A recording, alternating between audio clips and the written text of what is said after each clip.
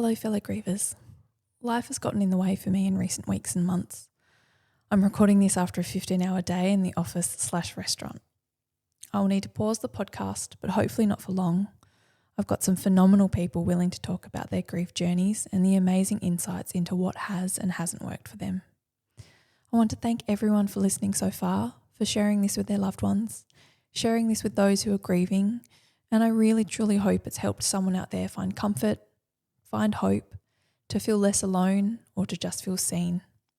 If I can make a special request for those who've enjoyed listening to leave a rating so others can find this podcast, and feel free to send any feedback either through Spotify, Apple, or on my socials. Next week on the 21st of January is our darling Herbert's 4th birthday.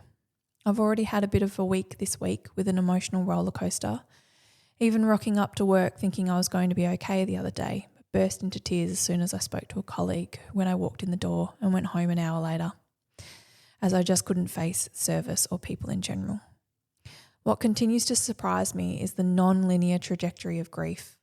I shouldn't be surprised, but my brain still thinks, because I've had years to comprehend what happened, my body still feels it. The trauma is still there. The smells, the sounds, the warmer temperatures are things I still think will not activate me years down the track. But as I've spoken about before, the body keeps the score. James and our kids will take next week off and spend it at the beach, and I'll try and let whatever roller coaster of emotions will come my way just be. What I'm slowly beginning to understand is that as time goes on, the emotional lead up is shorter, life has become busy again, and there's less time to sit and grieve, which makes me a little bit angry sometimes, like there was in the early days. But it spills out in almost a bigger way, like the pressure of a dam. No smaller trickle of water has been let out until the dam is overflowing and the flood walls open up. Thank you all again for going on this grief journey with me. I'm truly so grateful for even just one person to listen to this. I love receiving feedback and hearing what you've thought and what your takeaways have been, so please keep sending those through.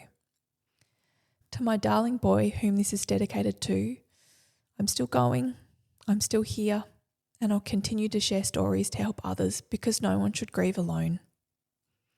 Keep an eye out on socials, but I will be back very soon.